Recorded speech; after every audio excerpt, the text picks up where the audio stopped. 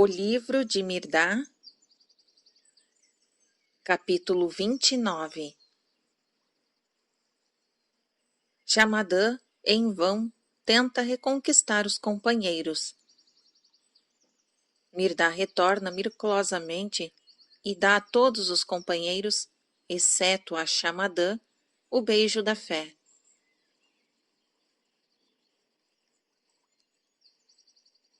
Narrativa de Naronda. O inverno desceu sobre nós, copiosamente, brando e mordente. As montanhas envoltas em neve pareciam silenciosas e sem fôlego. Só os vales, lá embaixo, mostravam algumas manchas verdes pálido, e aqui e ali havia uma fita de prata líquida, que deslizava coleante em direção ao mar. Os 7 se sentiam alternadamente envolvidos por ondas de esperança e de dúvida. Micaion, Micaster e Zamora se inclinavam para a esperança de que o mestre voltaria conforme havia prometido. Benon, Rimbal e Abimar agarravam-se à dúvida de que ele voltasse. Todos, porém, sentiam a terrível solidão e uma futilidade vexatória em continuar ali. A arca estava fria, triste e inóspita. Um silêncio gelado pairava no ar, como que se desprendendo de suas paredes, desafiando os esforços desesperados de Shamadã para lhe dar vida e calor. Desde que Mirdá fora levado, Shamadã procurou afogar-nos com a sua bondade.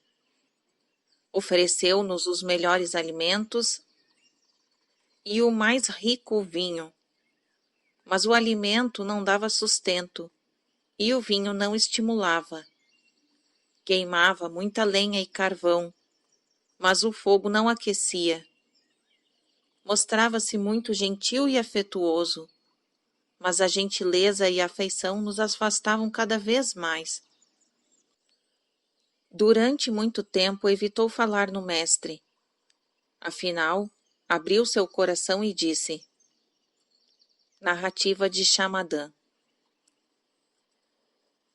Vocês me julgam mal, meus companheiros, e pensam que não gosto de Mirdá. Eu o lastimo de todo o meu coração. Mirdá pode não ser um homem mau, mas é um visionário perigoso e sua doutrina é completamente impraticável e falsa neste mundo de fatos e práticas inflexíveis. Ele e os que seguiram terão um fim trágico no seu primeiro encontro com a dura realidade. Disso estou absolutamente certo, e quero salvar os meus companheiros de tal catástrofe. Mirdá pode ter uma língua hábil, inspirada na irreflexão da mocidade, mas o seu coração é cego, teimoso e contra Deus, ao passo que eu tenho o temor do verdadeiro Deus em meu coração e a experiência dos anos para dar o meu julgamento, peso e autoridade. Quem poderia ter dirigido a arca durante tantos anos melhor do que eu? Não tenho eu vivido convosco tanto tempo, sendo para vós tanto irmãos como pai? Não têm nossas mentes sido abençoadas com a paz e nossas mãos com a superabundância? Por que permitir que um estranho venha demolir aquilo que levamos tanto tempo para construir, semear a desconfiança onde imperava a confiança e a luta onde reinava a paz? É loucura, meus companheiros, soltar o pássaro que se tem na mão por 10 que estão voando. Mirdá queria fazer-nos deixar esta arca, que por tanto tempo vos abrigou e vos conservou perto de Deus, dando-vos tudo o que um mortal pode desejar, e mantendo-vos seguros à margem do tumulto e da agonia do mundo. Que vos prometia ele em troca? Sofrimento, desilusões, pobreza, e com uma luta sem fim que quebra, e isto muitas coisas piores. É o que vos prometia. Prometia-vos uma arca nos ares da vastidão do nada, sonho de louco, fantasia de criança, uma linda impossibilidade. É ele, por acaso, mais sábio do que o Pai Noé, o fundador da arca-mãe? Dói-me ver que dais atenção às suas loucuras. Posso eu ter pecado contra a arca e suas sagradas tradições, quando apelei contra Mirdá, para o braço forte do meu amigo, o príncipe Betar, mas tinha no coração o cuidado pelo vosso bem-estar, e só isso justificaria a minha transgressão. Quis salvar-vos e salvar a arca, antes que fosse muito tarde. Deus estava comigo, e eu vos salvei. Regozijai-vos comigo, companheiros, e agradecei ao Senhor por nos ter poupado a ignomínia de ver com os nossos olhos pecaminosos a destruição de nossa arca. Eu, por mim, não sobreviveria a esta vergonha. Agora, porém, eu me dedico novamente ao serviço de Deus de Noé e à sua arca, e ao vosso serviço, meus amados companheiros. Sede felizes como antigamente, para que a minha felicidade se complete em vós. Narrativa de Naronda. Shamadã chorou ao pronunciar essas palavras, e causavam pena às suas lágrimas, pois sentia-se só, visto que elas não encontravam repercussão em nossos olhos, nem em nossos corações. Certa manhã, quando o sol começou a mostrar-se por cima das montanhas, depois de termos estado sitiados bastante tempo por uma atmosfera úmida e fria, Zamora apanhou a sua harpa e se pôs a cantar. Zamora fala. A canção está gelada nos lábios frios de minha harpa, e congelado está o sonho no coração imobilizado pelo gelo de minha harpa. Onde está o alento que vai desgelar tua canção, ó minha harpa? Onde está a mão que vai salvar o sonho, ó minha harpa? Vento mendigo, vai e pede para mim uma canção às cadeias na prisão de Betar.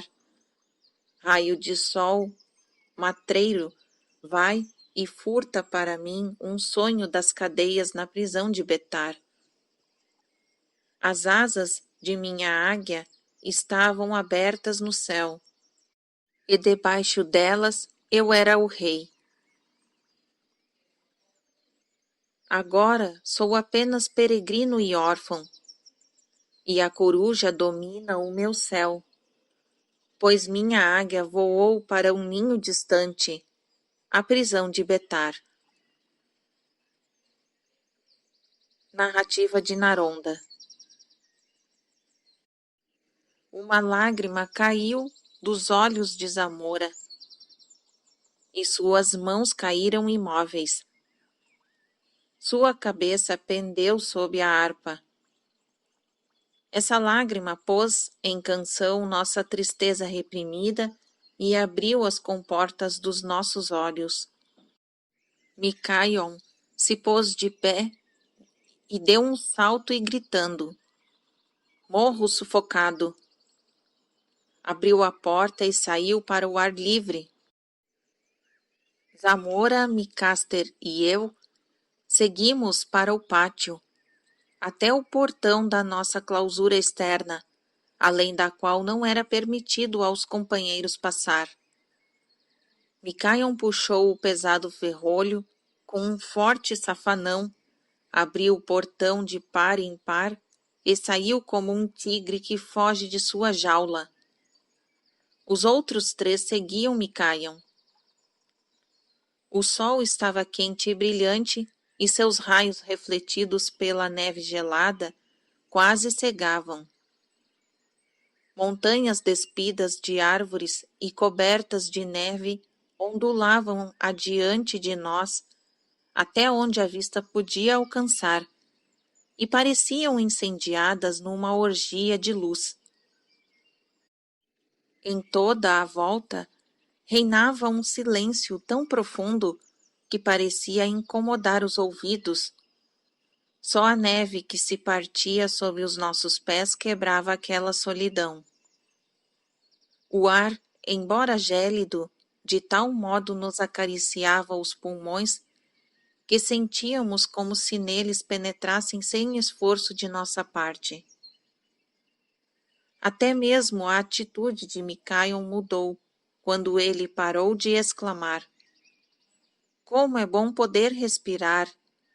Ai, somente respirar!" De fato, parecia que era a primeira vez que sentíamos a alegria de respirar livremente e que compreendíamos o sentido da respiração. Havíamos andado um pouco quando Micaster divisou um objeto escuro, numa elevação longínqua. Alguns pensaram ser um lobo solitário, outros supuseram ser uma pedra limpa da neve pelo vento. Mas o objeto se movia em nossa direção e decidimos caminhar ao seu encontro. Cada vez mais ele se aproximava e cada vez mais assumia uma aparência humana. Subitamente, Micaion deu um grande salto para frente, gritando ao saltar: "É ele! É ele!" E era ele, com o seu andar firme, sua atitude elevada, com a sua nobre cabeça levantada. O vento suave ondulava sua roupa folgada e balançava-lhe os cabelos compridos. O sol dava um tom rosado ao seu rosto moreno âmbar. Mas os olhos escuros e sonhadores cintilavam como sempre e enviavam ondas de amor sereno e triunfante.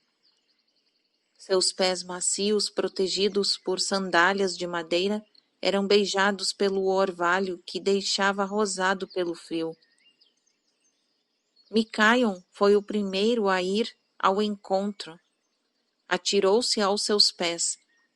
Chorando e rindo como alguém que delirava, exclamou: "Agora minha alma voltou ao meu corpo." Os outros 3 fizeram o mesmo, mas o mestre os ergueu um a um, abraçando-os com infinita ternura e ao mesmo tempo dizendo: Mirdá fala: "Recebei o beijo da fé. De hoje em diante, vos admireis crendo e despertareis crendo. A dúvida não mais fará ninho em vossos travesseiros, nem paralisará os vossos pés com hesitação." Narrativa de Naronda. Os 4 que haviam permanecido na arca, ao verem o mestre à porta, julgaram-no, a princípio, uma aparição e ficaram muito assustados. Quando, porém, ele os saudou, cada um pelo seu nome, e ouviram a sua voz, precipitaram-se aos seus pés, menos Xamadã, que ficou calado à sua cadeira. O mestre falou e agiu com os 3, conforme havia falado e agido com os 4 lá fora. Xamadã olhava pálido e tremia de cabeça aos pés. Sua palidez cada vez aumentava mais e seus lábios se torciam e suas mãos buscavam algo na sua cinta. Subitamente escorregou da cadeira e, engatinhando, chegou ao lugar em que o mestre se encontrava de pé, passou os braços em volta dos pés do mestre Mirdá e disse compulsivamente, com o rosto voltado para o solo: Também eu creio, ó mestre, e fez levantar-se também, mas sem o beijar, e lhe disse.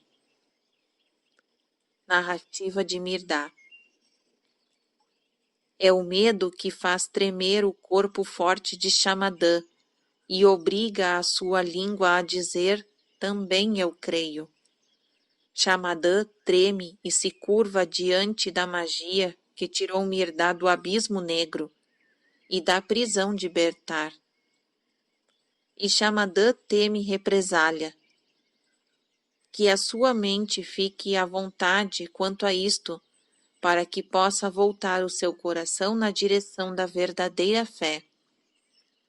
A fé que nasce de uma onda de medo é somente a espuma do medo. Levanta-se e desaparece com o medo. A verdadeira fé não floresce, a não ser que seja no caule do amor. Seu fruto é a compreensão. Se tens medo de Deus, não crês em Deus.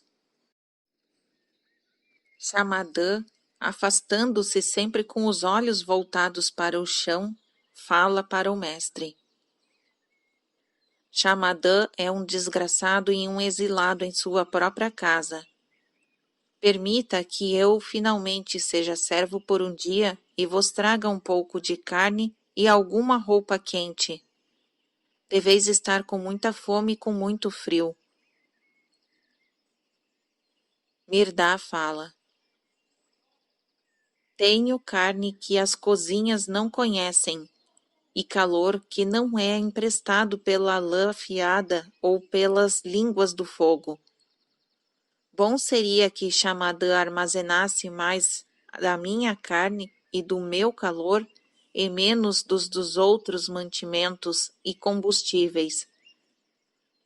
Vede, o mar veio passar o inverno nas alturas, e as alturas sentem-se alegres por usarem o mar gelado como uma capa.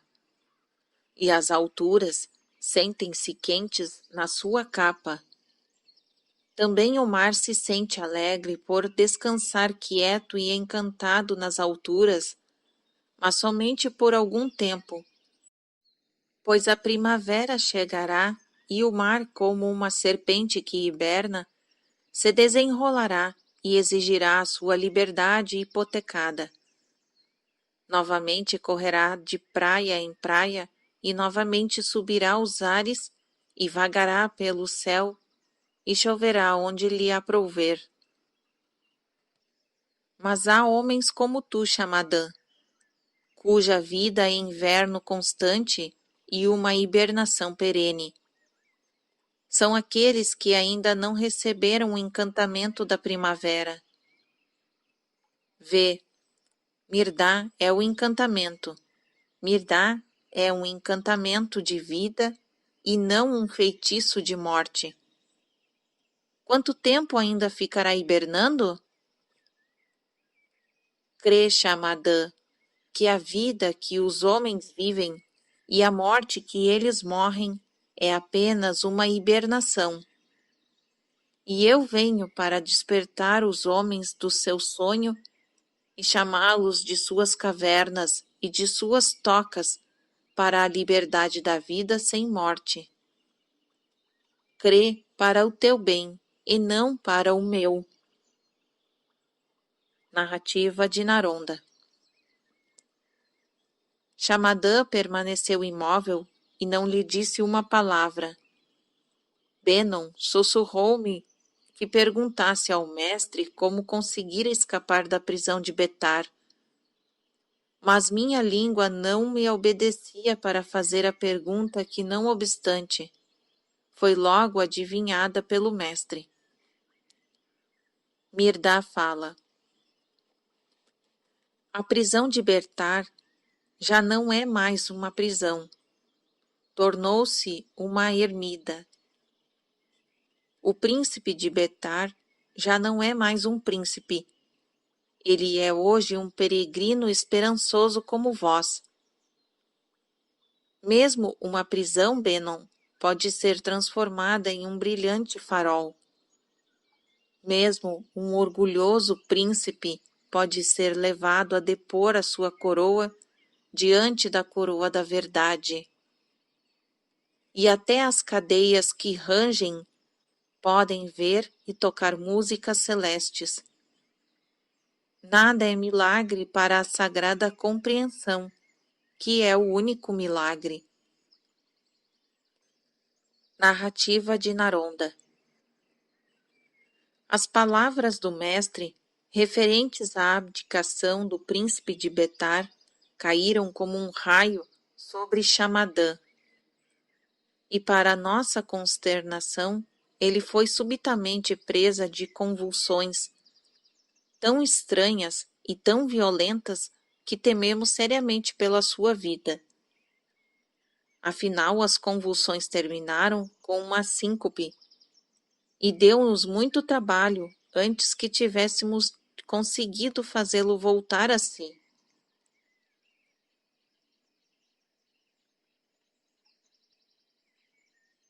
Fim do capítulo 29.